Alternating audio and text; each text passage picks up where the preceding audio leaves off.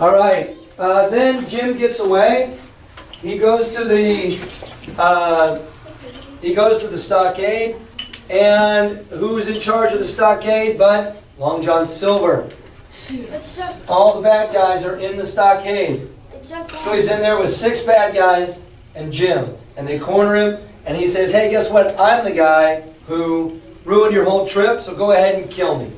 And Long John kind of respects him and realizes, don't kill him. And all the other pirates are like, "What? We don't kill him? That's it. We're leaving." And they all go outside of the cabin. All the bad guys are outside the cabin, and on the inside is Jim and Long John. And Long John's like, "Hey, you and me, we got to stick together. They're going to kill me and you. You got to follow along with me. All right?" And then there's one last question that he asks. Question? Where is that vaccine from? We have no idea.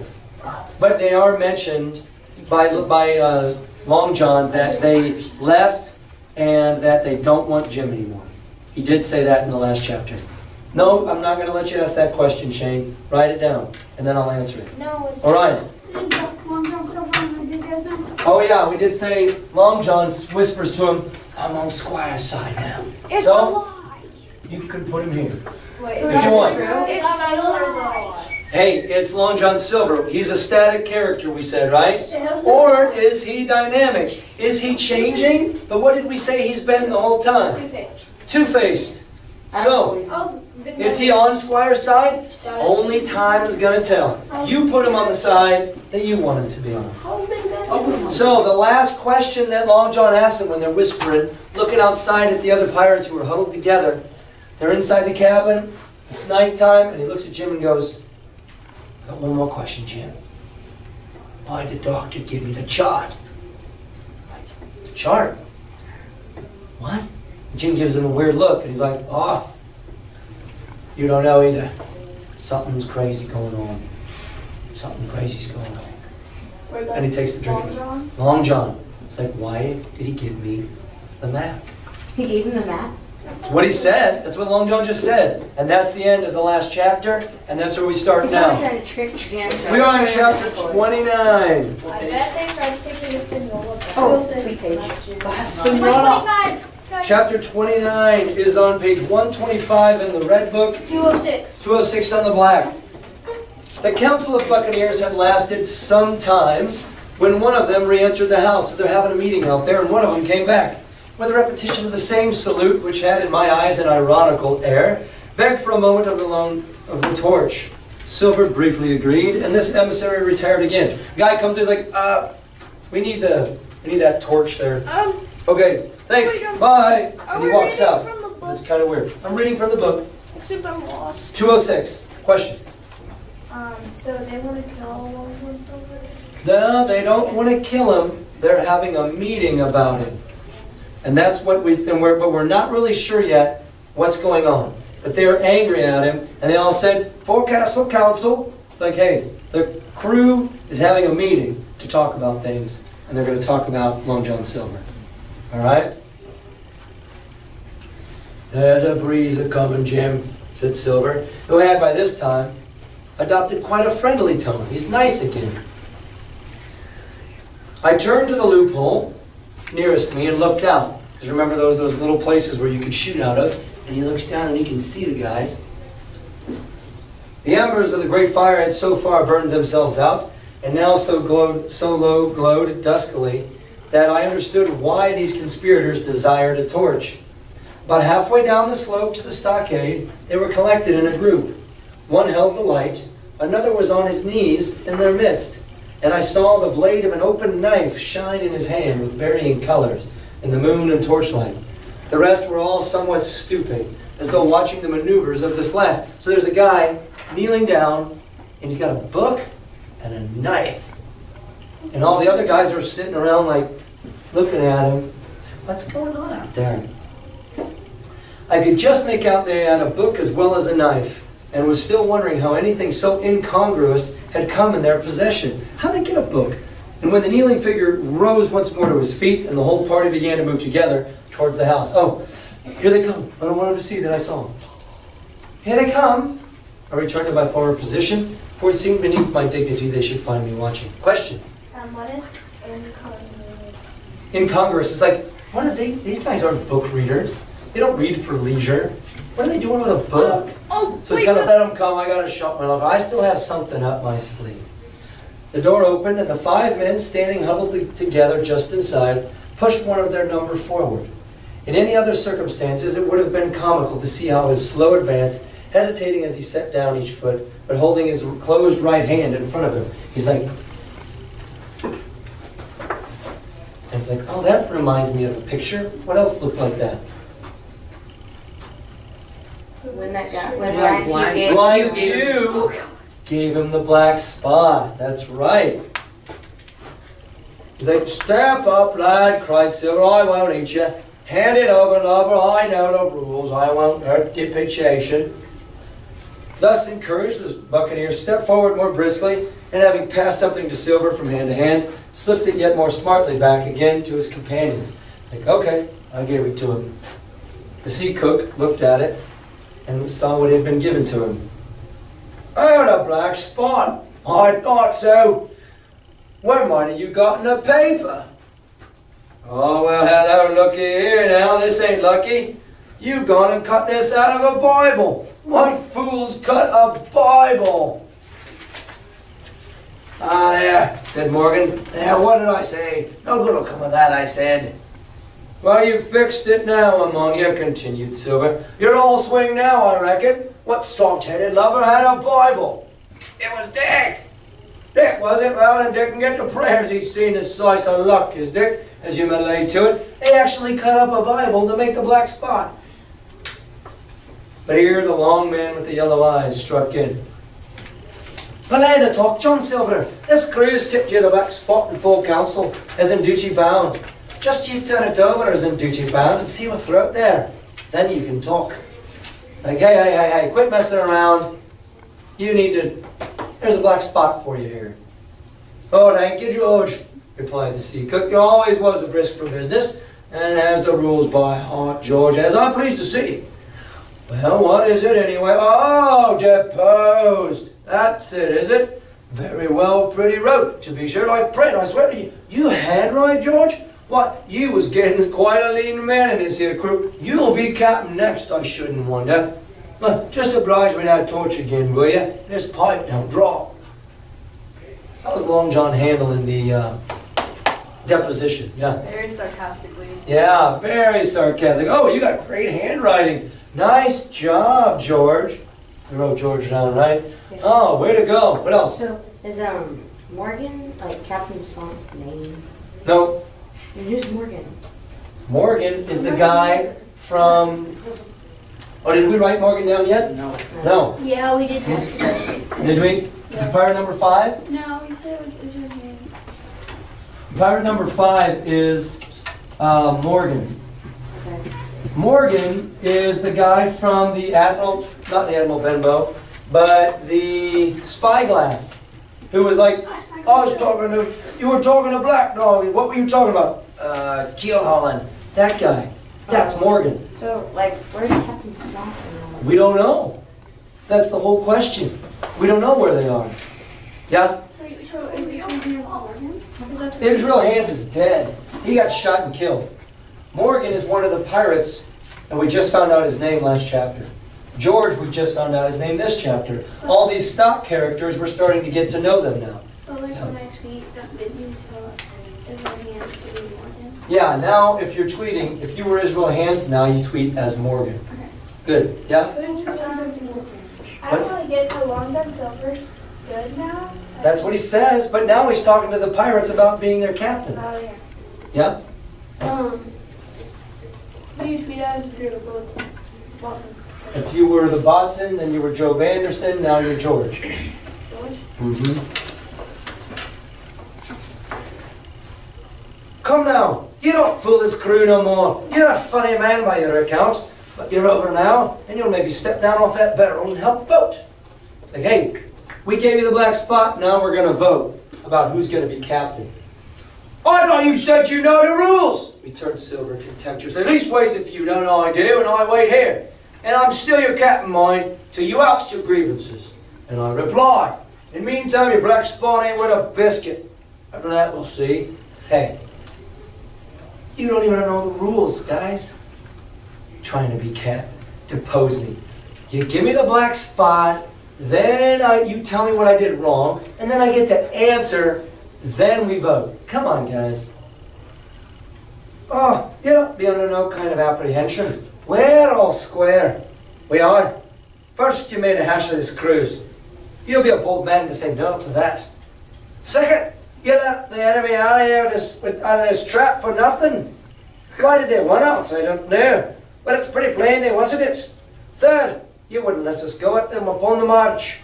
Oh, we see through you, John Silver. You want to play bougie. That's what's wrong with you. And then, fourth, there's this here boy. Four things. What are they? What are the four things they say he's done? Jim is one of them. He likes Jim. Yeah, you let. Oh, we're learning. They let the guys go out of the stockade. Why in the world would you let the captain and those guys go? What's the second thing?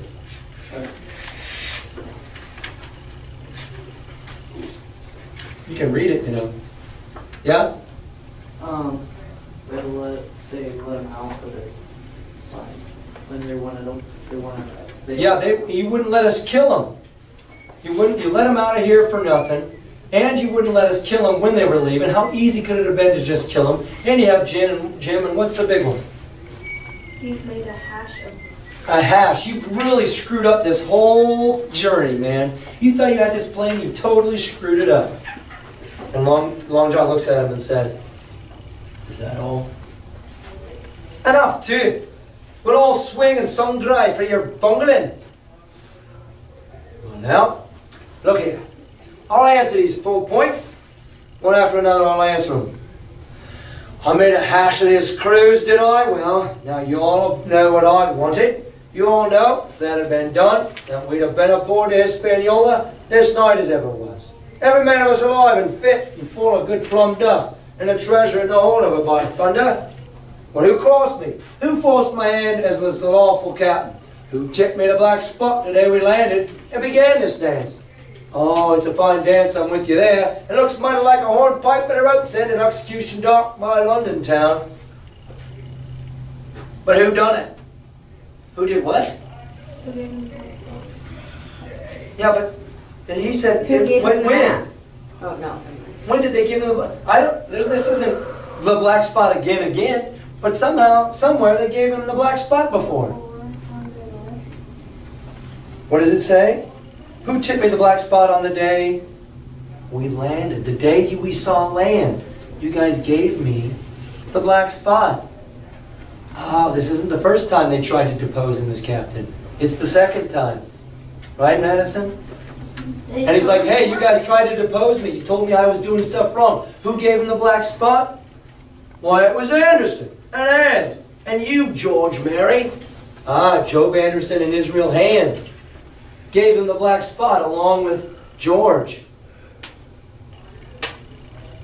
And you're the last above board of that same meddling crew. George, you're the only one left of those three. What does that have to say about anything? And because you guys gave me the black spot, that's why everything's screwed up. And you had a Davy Jones insolence to stand up for captain over me. You that sank the lot of us by our powers, but this tops the stiffest yarn to nothing. Silver paused, and I could see by the faces of George and his comrades that these words had not been said in vain. They actually were looking at him like, oh man, that's right. George, you were the one who kind of changed things.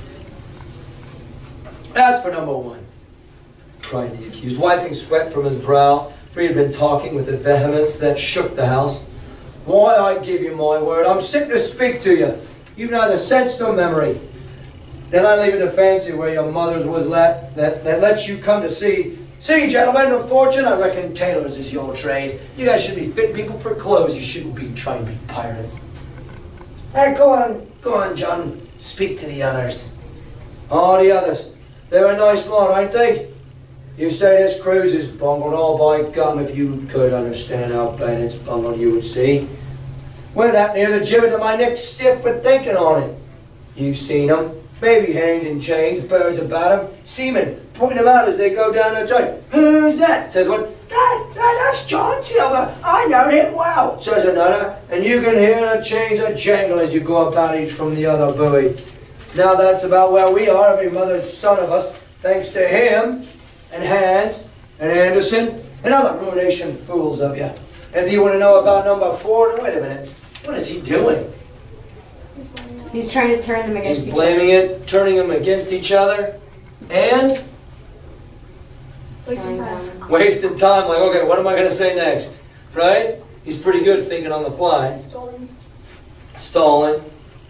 Number 4, I'll jump from 1 to 4. Number 4, that boy was shivering my timbers. Isn't he a hostage? Are we going to go waste a hostage? No, not us. He might be our last chance. I shouldn't wonder. Kill that boy, not me, mates. Come on. Number 3, oh well, there's a deal to say about number 3. Maybe you don't count it nothing to have a real college doctor come to see you every day. You, John, with your head broke. Or you, George Mary, that had the ague shakes upon you not 6 hours ago, and had your eyes the color of lemon peel the same moment on the clock. That was a lot of talking. Like, George, you got the yellow eyes. It's called jaundice from the malaria that he has. But what did he say about the doctor? He comes visit them every day. Yeah, he's coming to help. You don't like that? You got a bandaged head. You got the malaria. Wait, the doctor Lucy's coming? That's what he just said. He said Dr. Livesey's coming to help him. I was like, what? This thing is all jacked up. Something's messed up here. And perhaps you didn't know there was a consort coming either. But there is. And not so long till then. And we'll see, you'll be glad to have a hostage when it comes to that. So I was like, hey, we've got a hostage. If we would have shot him, you wouldn't have gotten away. Or if we would have shot him, you wouldn't have anybody to take care of you. And you're the one who screwed up the cruise. That's answering number 1, number 3, and number 4, right? So he still has to answer number 2. It's number 2 again. You let him out of here for nothing. Let him out of here for nothing. Why didn't he kill him? He needed a doctor. Who does he say really screwed up the cruise? George. And the 2 other guys who were dead. And why did they keep Jim alive? He's a hostage. A hostage. Well, here's number 2. And as for number 2, and why I made a bargain? Well, you came crawling on your knees to me to make it. On your knees you came. You was that downhearted. You'd have starved too if I hadn't. Well, that's a trifle. Look here. That's why. And he cast down upon the floor a paper that I instantly recognized.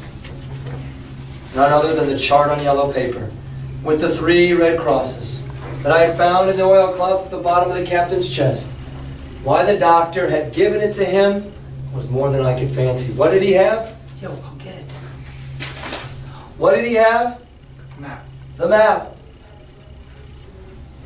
So the doctor comes to visit him. The doctor gave him the map. He gave him the stockade. Huh. Maybe they were working together the whole time. Huh? Maybe they were working together the whole time. Ah, maybe we have an inside track with Long John already. But Long John tried to shoot them all already. So maybe. But if it were inexplicable to me, the appearance of the chart was incredible to the surviving mutineers. They leaped upon it like cats upon a mouse. It went from hand to hand, one tearing it from another. And by the oaths and the cries and the childish laughter with which they accompanied their examination, you'd have thought it was not only they were fingering the very gold, but were at sea with it, besides in safety.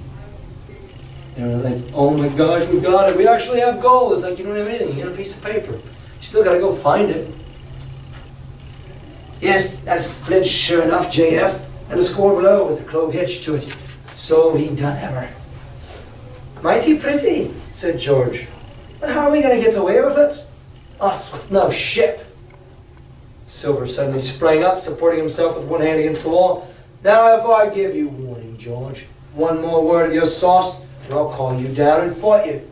How? Why, how do I know? You had ought to tell me that, you and the rest that lost my schooner. with your interference, burn you. But not you, you can't. You ain't got the invention of a cockroach. But Silver, you can speak and shall, George Mary, you may lay to that. You will speak to me rightly now. That's fair enough, said the old man. Fair, I reckon so. You lost a ship, I found a treasure. Who's the better man of that? Now I resign. By thunder, elect whom you please to be your captain. Now I'm done. Silver! Barbecue forever! Barbecue for captain! So that's the tune, is it? George, reckon you'll have to wait another turn, Brett. And lucky for you as I'm not a revengeful man, but that was never my way. Now, shipmates, this black spot ain't much good now, is it? Dick's crossed his luck, spoiled his Bible, and that's about it. It'll do to kiss the book on still, won't it? growled Dick, who was evidently uneasy at the curse he had brought upon himself. A boy with a bit cut out? Not it. It don't bind no more than a ballad book. Don't it though? Cried Dick with a sort of joy. Well, I reckon that's worth having too. Here, Jim, here's a curiosity for you. Silver tossed me a piece of paper. It was round, about the size of a crown piece or a coin. One side was blank, for it had been the last leaf. The other contained a verse or two of Revelation.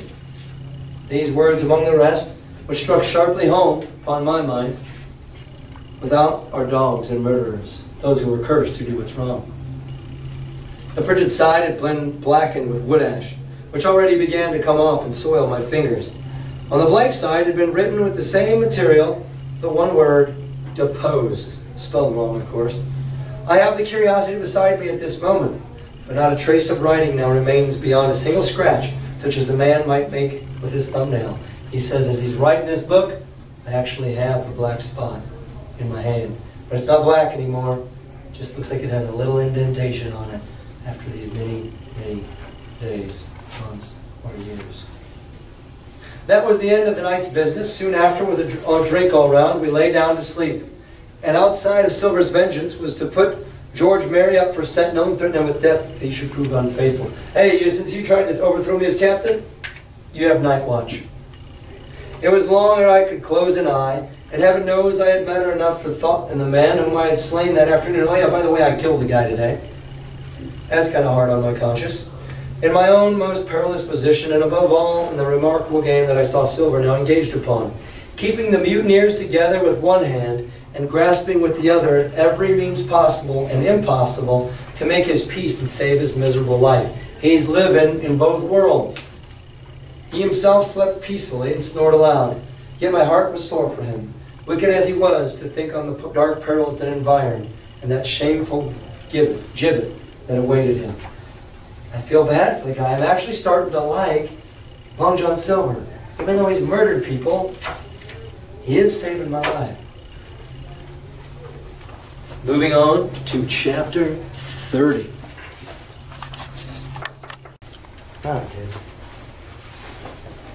All right, let's take a look at chapter 30.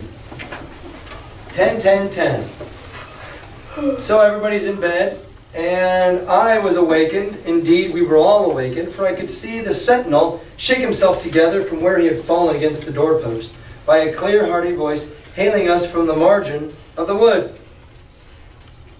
"Blockhouse ahoy!" he cried. "Here's the doctor!" And the doctor it was. Although I was glad to hear the sound, yet my gladness was not without admixture. I remembered with confusion my insubordinate and stealthy conduct. And when I saw where it had brought me, among what companions and surrounded by what dangers, I felt ashamed to look him in the face. There ever been a time when you knew you did something wrong, and then Mom or Dad comes home and you're like, I'm going to have to face it? Oh, this sucks. He must have risen in the dark, for the day had hardly come. And when I ran to a loophole and looked out, I saw him standing, like Silver once before, up to the mid-leg in creeping vapor.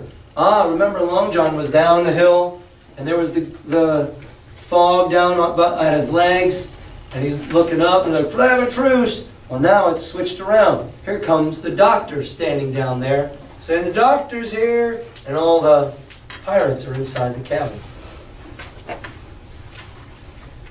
"Oh, Dr. Top in the morning, do you, sir?" cried Silver, being awake and beaming with good nature in a moment.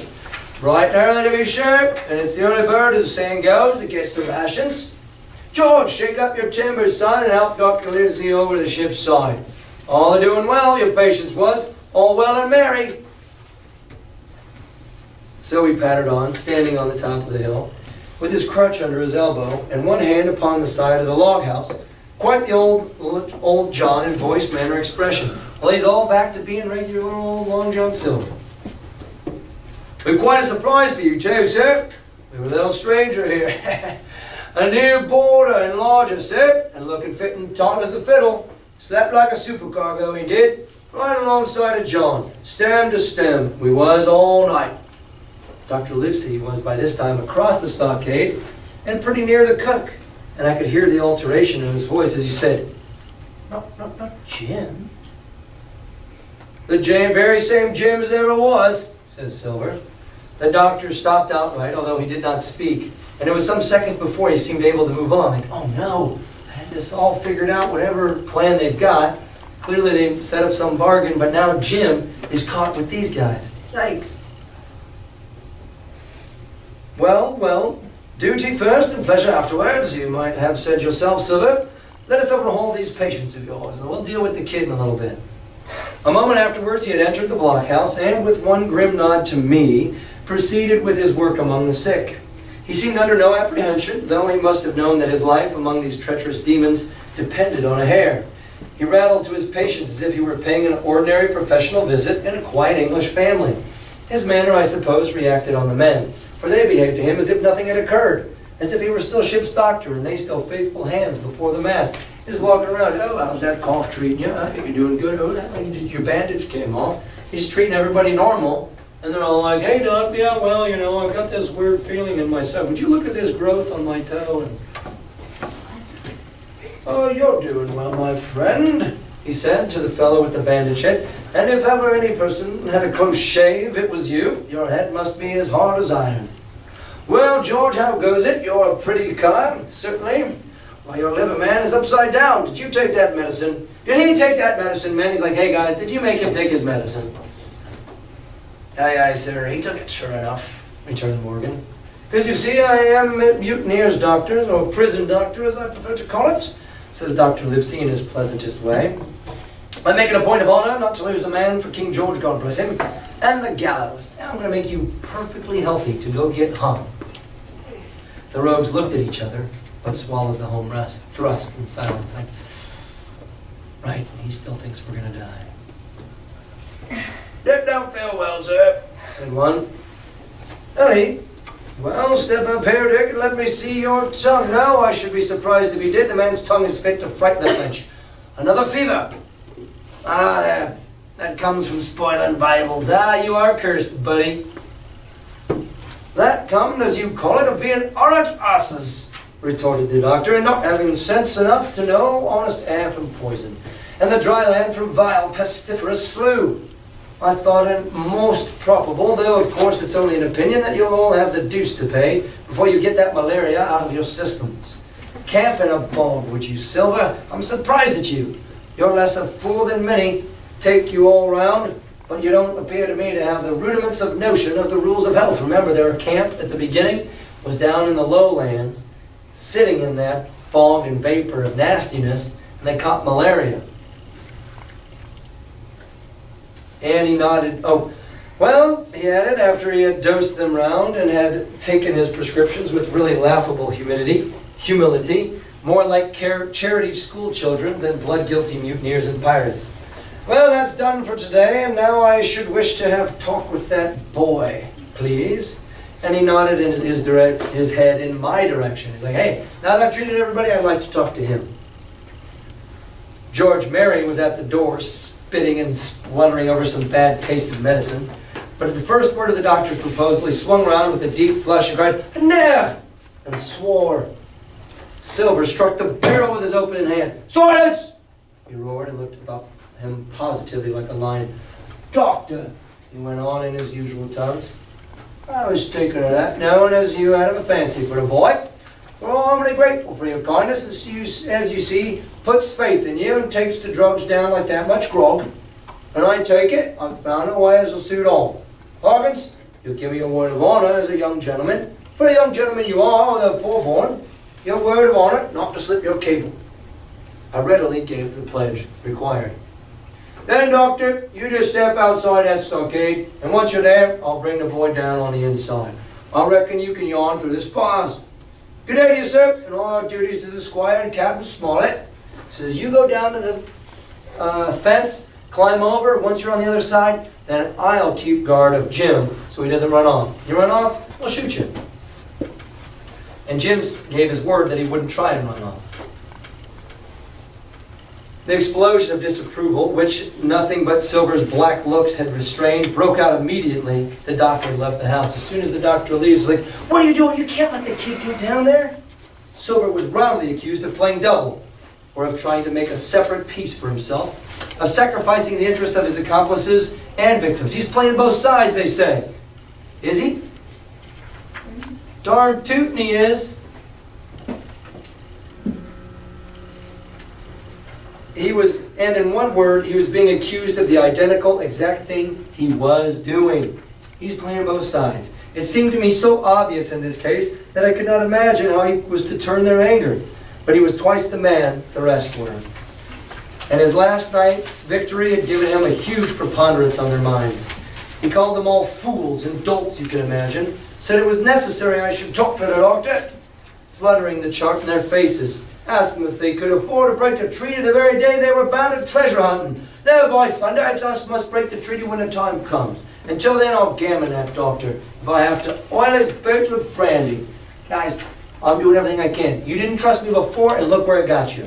You gotta trust me now, I'm working it.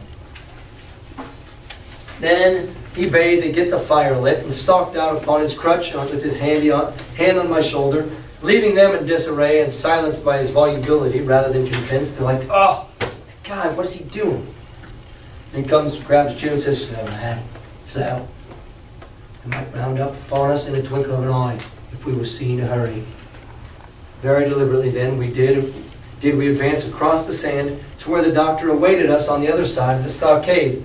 And as soon as we were within easy speaking distance, Silver stopped.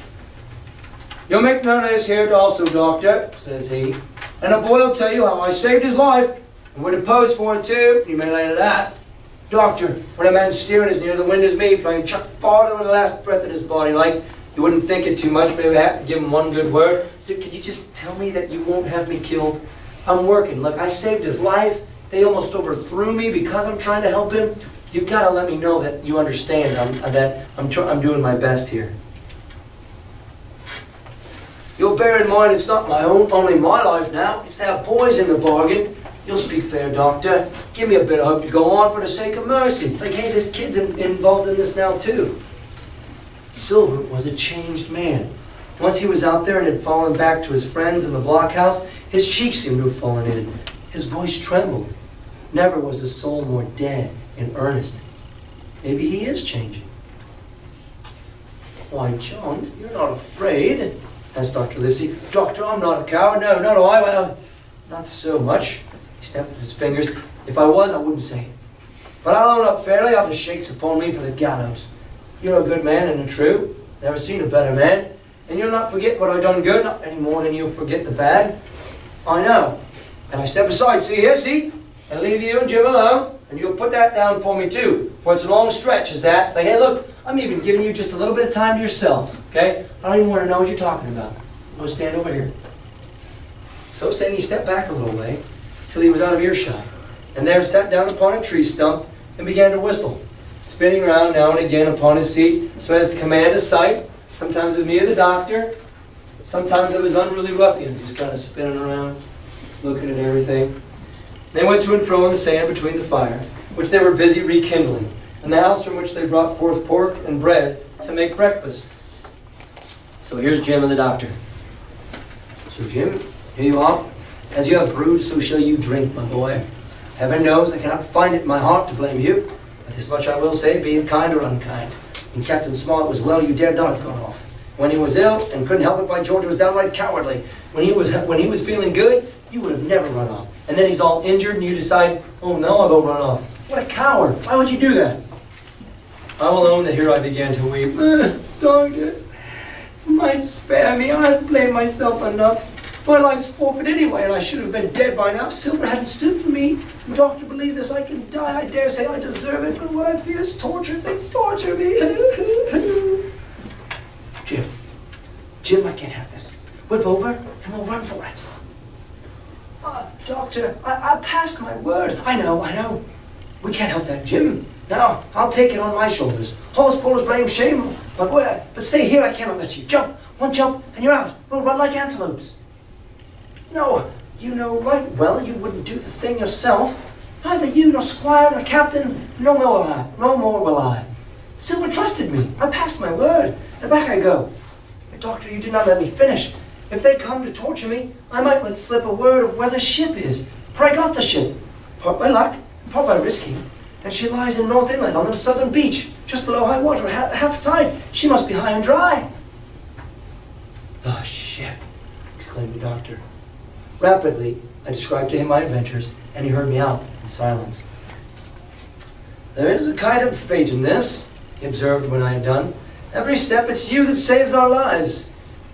And do you suppose by any chance we're going to let you lose yours? That would be poor return, my boy. You found out the plot. You found Ben Gunn, the best deed you ever did or will do, that you will live to 90. Oh, by Jupiter, and talking of Ben Gunn, why this mischief in person? Silver! Silver! I'll give you a piece of advice, he continued as the cook drew near again. Don't you be in any great hurry after that treasure. Why, sir, I do my possible, which that ain't. I can only ask your pardon, save my life, and the boys by seeking that treasure. And you may lay to it. The only way I can save our lives is if we go after it. Well, Silver, if that's so, I'll go one step further. Look out for squalls when you find it. Squalls? Firefights. Sir, as between man and man, that's too much and too little. What you're after and why you left the blockhouse, why you give me that there chart, I don't know now, do I? And yet I done your good with my eyes shut, never I would have hoped. But now this here's too much. Hey, I've done everything you've said so far. You need to give me more than this. If you won't tell me what you mean plain out, just say so and I'll leave the helm. It's like, look, I can't do this anymore, okay? I've been playing step by step with you. No, I've no right to say more. It's not my secret, you see, Silver. Or I give you my word, I'd tell you. But I'll go as far with you as I dare go, and a step beyond. For I'll have my wig sorted, by the captain, or I'm mistaken. And first I'll give you a bit of hope. Silver, if we get out alive of this wolf trap, I'll do my best to save you, short of perjury. She says, hey, this is the captain's job. He's got something he's brewing I can't tell you about, but I will tell you this. If we get out of this alive, I'll keep you from hanging. I'll keep you from getting hung on the docks. Silver's face was radiant. You couldn't say more, I'm sure, not if you was my mother. It's like, that's what I needed to hear. Well, that's my first concession, added the doctor. My second is a piece of advice. Keep the boy close to you, and when you need help, holler. All right, I'm off to seek it for you, and if that self will show you if I speak at random. All right? Bye, Jim. And Dr. Lucy shook hands with me through the stockade, nodded to Silver, and set off at a brisk pace into the wood. He says two things. What does he warn him of? First of all, what does he warn him of? Yeah? Keep Jim close to him. Keep Jim close. And then, if you're going to go look for the treasure, look out for a firefight. Beware, those two things are happening. I can't tell you any more, but be careful. All right? Tweets? Any questions on what you should tweet? You know more. You know more information. You know people are alive. You know people are safe-ish. And you know the doctor's been helping you. Anybody have any questions? Yeah? Who are you? Your crew number who? So you're pirate number, oh, you're John. You're the guy who's, didn't we say that? Or George? Oh, you're George. No, then you're John. If I said that you're George, then you're John. The guy who had the injury. All right? Okay. Yeah? Yeah, you're still Ben Gunn. Anybody else? What? You're trying to guess, and then when we find out what happened to Ben Gunn, you'll know. All right. We still have a minute or two.